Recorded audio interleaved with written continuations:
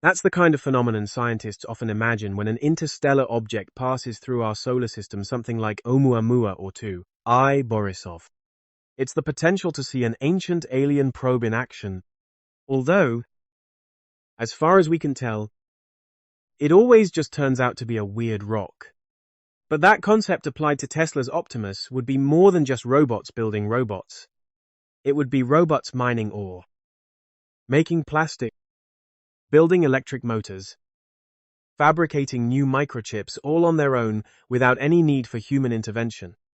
Now, when we go back to that term self-growing city, we are beginning to really understand what Elon is hinting at. This is a lot more than just building on the moon. This is a full supply chain from mining to manufacture. The point being that if anyone thinks we are going to build this satellite factory and the mass driver system on the Earth and then ship it to the moon on a rocket, that is just not going to work out. But now, you've probably seen Elon Musk's announcement. SpaceX has already shifted focus to building a self-growing city on the moon. And the reasoning behind that shift is relatively straightforward.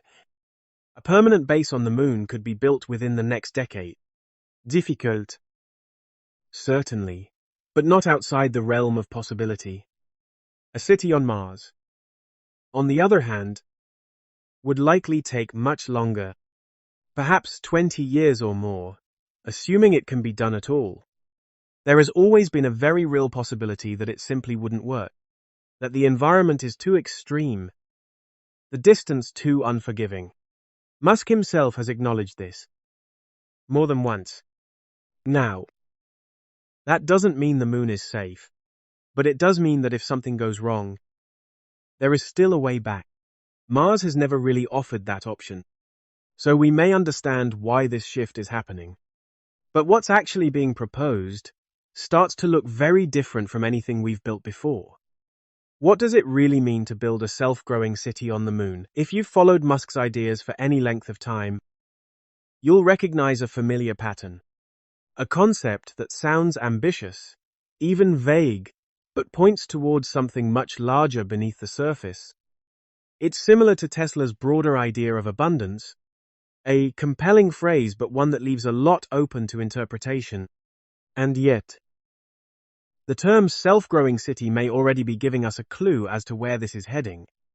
Not just infrastructure, not just transport, but systems built on AI, automation, and machines capable of building far more than we typically expect. So, it's probably not a coincidence that xAI itself also owns the social media platform X and is best known for its multi-talented AI language model, Grok. And interestingly enough, it's through xAI that we've learned more specific details about what Elon plans to build on the moon. The first step will be satellites. SpaceX now plans to build satellite factories on the lunar surface, equipped with a radical system that can launch them into orbit. But these are not satellites like Starlink or anything else we're familiar with today. This lunar factory would instead produce orbital data centers designed to run highly advanced AI models back on Earth. And to build those satellites, they'll be using resources harvested directly from the moon itself. Now, this still doesn't fully explain why SpaceX needs to go to the moon to build AI satellites, because what SpaceX is really trying to solve here is the hardest part of the equation, moving a satellite from the ground into space. This is the most critical part of SpaceX and xAI's plan for the moon, getting those satellites from the lunar surface into Earth orbit. SpaceX will build something called a mass driver, also sometimes referred to as a railgun. It works kind of like a train engine on a track.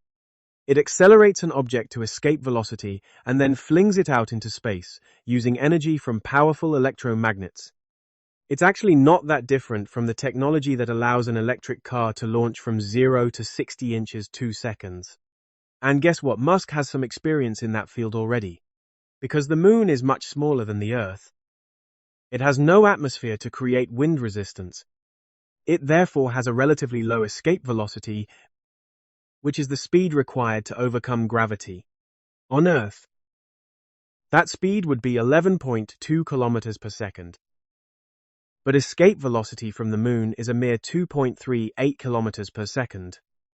For anyone trying to do the math, that's still over 8,600 kilometers per hour.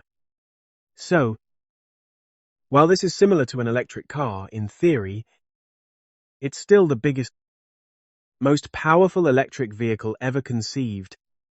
Regardless of that challenge, though, it would still be so incredibly easy to reach space from the moon when compared to the massive complications of launching from Earth. From the moon, you don't actually need rockets or fuel or any kind of hardware that consumes resources and requires maintenance. It's all reduced down to magnet, a big steel rail, and electricity.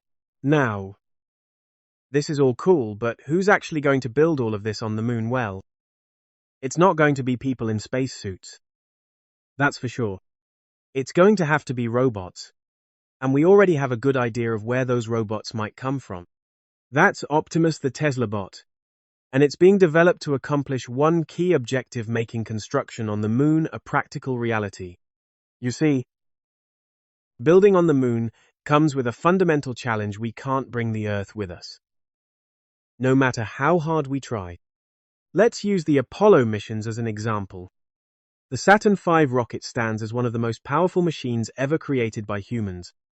It towers over almost every other rocket in history. And yet, this was the payload.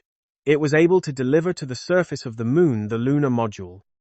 Just barely enough hardware to land 2 astronauts, keep them alive for a few days, and then launch them back into space.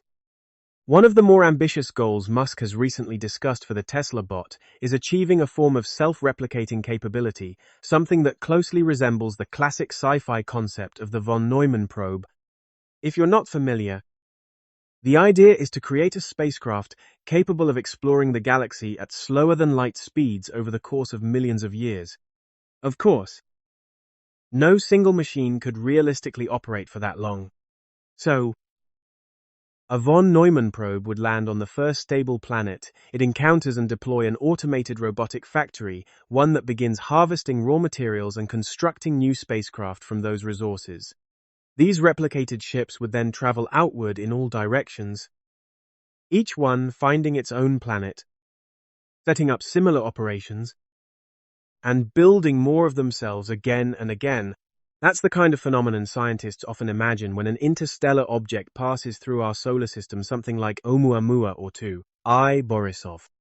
It's the potential to see an ancient alien probe in action, although, as far as we can tell, it always just turns out to be a weird rock. But that concept applied to Tesla's Optimus would be more than just robots building robots.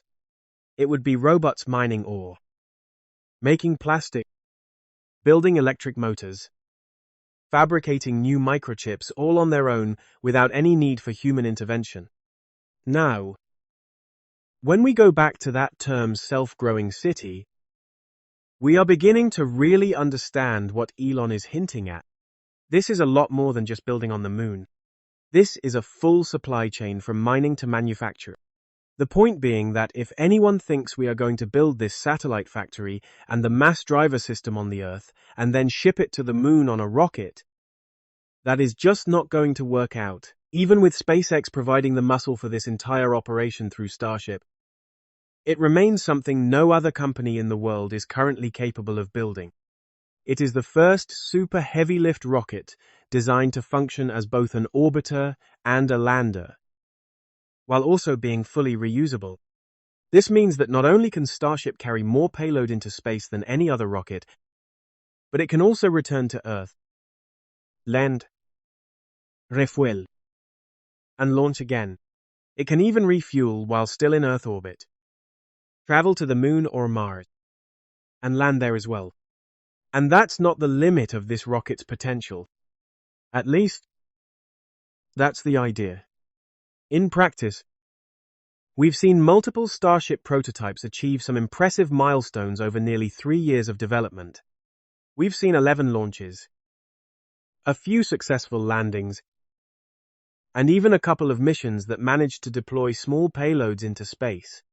But we've also seen a number of Starships explode mid-air, So even from a very optimistic perspective, this remains a work in progress, and that's completely expected.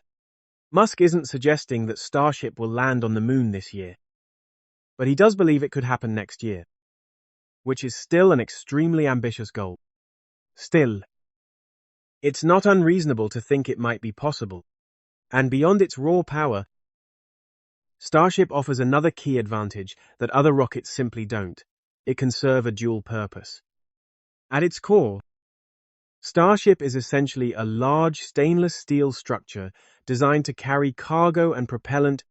When it lands on the moon, all of the propellant will have been used up, and all of the cargo will be unloaded. That leaves us with an empty metal structure about 9 meters wide and roughly 60 meters long. And at that point, it begins to resemble the framework of a fairly spacious human habitat. Just one hollowed-out Starship would provide roughly the same internal volume as the entire International Space Station, which itself is essentially a collection of connected metal modules. Now, there is still some work that needs to be done. Because if you were to simply set up camp inside a used cargo Starship, there would only be about 3 millimeters of stainless steel separating you from the extremely hostile environment of the moon, which is clearly not ideal. So, we would need to go a step further and bury the structure beneath lunar soil, creating a thick layer of insulation. This would help protect against radiation, regulate temperature, and serve as a shield against small meteorites that are likely to impact the surface. Okay. So we've got a place to live, but we didn't go to the moon just to stay inside all the time. We need a way to move around. And of course, SpaceX is likely to have an answer for that as well. One idea, borrowed from their counterparts at Tesla, is the Cybertruck. If it's hard to sell them on Earth, you might as well send them into space. Of course, you wouldn't actually want to send a standard Cybertruck to the moon. It's far too overbuilt for a lunar rover, and its current design simply wouldn't function in that environment. Fluids would boil off. Rubber tires would fail, it would be a complete mess. But the underlying concept behind the Cybertruck is still sound, and it could play a role in unlocking the moon's potential. NASA used electric vehicles on the lunar surface back in the 1970s, and they performed remarkably well given the technology of the time. So it's reasonable to assume that modern systems could do significantly better today. The driving range of those Apollo-era lunar rovers was just under 100 kilometers on a non-rechargeable battery, which is actually quite impressive. Now imagine how far a modern system could travel on a single charge. Tesla's autonomous driving AI would also play a major role. These vehicles could move robots and transport raw materials across the surface without requiring direct human control. And that ultimately allows people to focus on more important tasks like science, research, and exploration. Now, at the heart of this self-growing city is energy, an enormous amount of it. There's a significant difference between powering a small human outpost and operating a massive AI satellite factory alongside a mass driver system. And that energy will come from the sun. One of the major shifts Elon has made recently across both Tesla and SpaceX is to prioritize the large-scale production of solar panels, but not just any solar panels. You see, right now, the vast majority of solar panels in the world are manufactured in China, and that presents a challenge for an American company like SpaceX. While solar panels themselves are relatively inexpensive to produce, markups and high import tariffs make them far more costly to acquire. So Musk has directed both of his companies to manufacture their own solar panels in the United States, setting a target of producing 100 gigawatts of solar capacity per year. For context, that's roughly a fifth of the total electricity generation of the United States today. At that scale, within about 5 years, Tesla and SpaceX could theoretically produce enough solar capacity to power the entire country. But that's not the intention. Instead, The plan is to launch a large portion of that solar infrastructure into space. Every one of those AI data center satellites will require vast arrays of solar panels to power the supercomputers they carry. And beyond that, the factories that build them and the mass driver system that launches them will require even more energy. This system will also require an incredibly large number of solar panels, so the question is, can we actually produce enough of them? Well, one thing Musk points out is that a solar panel designed for Earth and one built for space can be very different products. Most of what we think of as a solar panel is the heavy glass and metal casing that holds the photovoltaic cells and protects them from the elements. But there's no weather in space or on the moon, so you don't need all of that. The worst-case scenario is that a panel gets hit by a micrometeorite, and in a system where solar cells are cheap and widely available, you would simply replace it with a new one. No major issue. And in a way, this begins to clarify what Tesla means when it talks about abundance. It doesn't mean Cybertrucks everywhere. It means that when energy becomes inexpensive and labor and transportation are largely automated, you can begin to build almost anything. And at that point, human progress is limited less by resources and more by imagination. So perhaps building a city on the moon is only the beginning. And if we can make something like that work, then Mars may no longer feel quite so far away.